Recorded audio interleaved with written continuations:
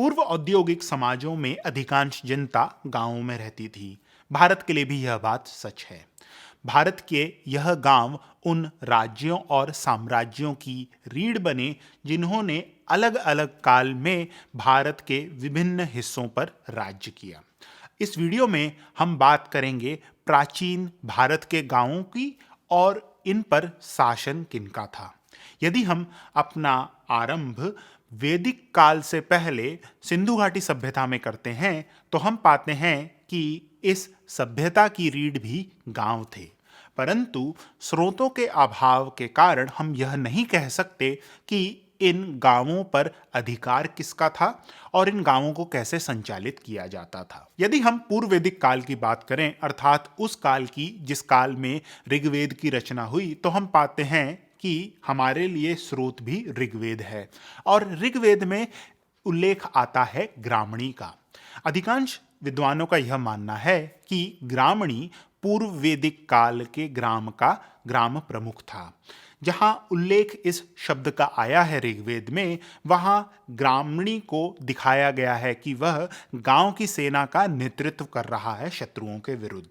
इससे कई विद्वानों का यह मानना है कि ग्रामणी का मुख्य कार्य था अपने गांव की रक्षा करना और अपने गांव के सैन्य दलों का नेतृत्व करना शत्रु के विरुद्ध। इसके अतिरिक्त ग्रामणी के अन्य कार्यों का उल्लेख हमें वैदिक साहित्य में नहीं मिलता, परंतु जितना भी उल्लेख हमारे पास व्याप्त है उससे यह कहना उचित होगा कि ग्रामणी गांव के प्रमुख व्यक्तियों में से एक था। उत्तर वैदिक काल में जहां गंगा घाटी में राजकीय तंत्र का उदय हो रहा था, वहां ग्राम प्रमुख के दायित्व में भी बदलाव आया। सबसे प्रमुख तो वह अब राजकीय प्रणाली का एक अंग बन चुका था। उसका प्रमुख कार्य अपने ग्राम की सुरक्षा करना तो था, इसके अतिरिक्त हम पाते हैं कि उसके अन्य दायित्व भी हो चुके थे। इस काल का जो साहित्य है उसमें ग्राम भोजक शब्द का प्रयोग किया गया है ग्राम प्रमुख के लिए, और उसे एक न्यायिक अधिकारी के रूप में भी दर्शाया गया है। इसके अतिरिक्त पशुवध एवं मादक पदार्थों की बिक्री के ऊपर भी उसका एक अच्छा खासा नियंत्रण था। जैसा कि मैंने पहले बताया, ग्राम प्रमुखों की सत्ता इस काल में राजा के अधीन आ गई थी। इन ग्राम प्रमुखों का राज्य में कितना महत्वपूर्ण योगदान था वह हमें महावज्ञ के एक प्रसंग में देखने को मिलता है। इस प्रसंग में उल्लेख आता है कि मगध के राजा बिंबिसार ने 80,000 गामिकों की एक सभा बुलाई थी।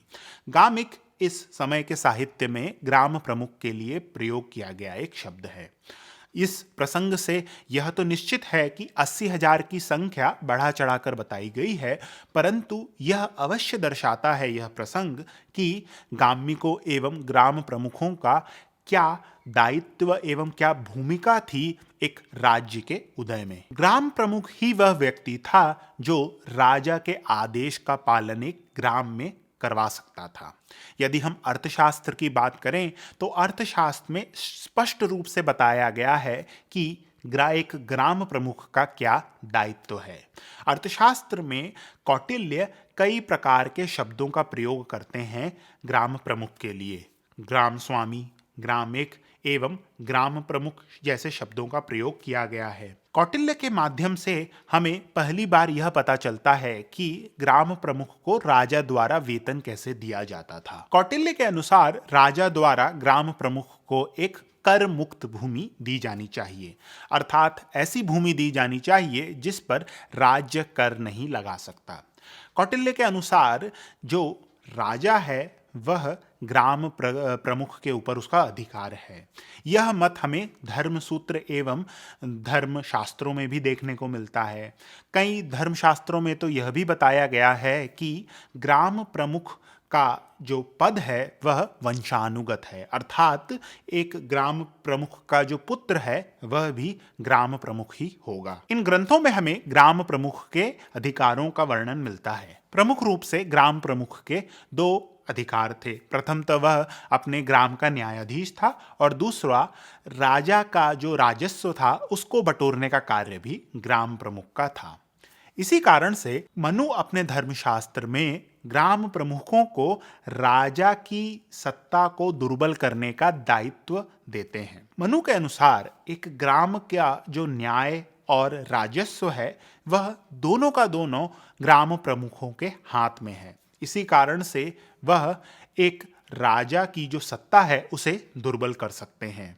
इसी कारण से मनु राजा को यह बताते हैं कि वह एक अधिकारी नियुक्त करे जिसका पूरा दायित्व हो ग्राम प्रमुखों पर नजर रखना। मनु के अनुसार क्योंकि ग्राम प्रमुख का पद वंशानुगत है तो हम पाएंगे कि धीरे धीरे एक बड़ी संख्या की भूमि ग्राम प्रमुख के पास होगी जो कि करमुक्त है, और इस कारण से हम पाएंगे कि राजा की सत्ता में एक बड़ी रुकावट के रूप में यह ग्राम प्रमुख आ सकते हैं, क्योंकि इनके पास इतना बड़ी भूमि है जिसमें राजा अपना नियंत्रण नहीं रख सकता। गुप्त काल तक आते आते हम पाते हैं कि ग्राम प्रमुखों का उल्लेख इस काल के स्रोतों में कम देखने को मिलता है।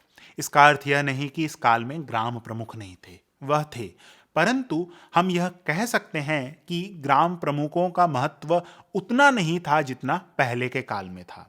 इसका कारण प्रथम तो यह हो सकता है कि इस काल में विकेंद्रीकरण, सत्ता का विकेंद्रीकरण हो रहा था, परंतु यह स्थिति दक्षिण भारत में नहीं थी। ग्राम प्रमुखों की भूमिका यहाँ अत्यंत महत्वपूर्ण थी। यदि हम राष्ट्रकूटों के अभिलेखों की बात करें तो वहाँ ग्राम प्रमुखों का जो वर्णन है वह बार बार आता है। वहीं चोल प्रशासन में भी ग्राम प्रमुखों का एक महत्वपूर्ण योगदान था। इस प्रकार हम देखते हैं कि एक ओर उत्तर भारत में गुप्त काल के बाद ग्राम प्रमुखों का उल्लेख कम होता गया, वहीं दक्षिण भारत में ऐसी प्रवृत्ति नहीं थी। ऐसा क्यों हुआ यह कह पाना तो अत्यंत कठिन है, परंतु आप इसके बारे में क्या कहते हैं अवश्य बताएं कमेंट सेक्शन में। यदि यह वीडियो आपको अच्छा लगा तो कृपया करके यह वीडियो भी देखें, और आपका यह चैनल देखने के लिए धन्यवाद।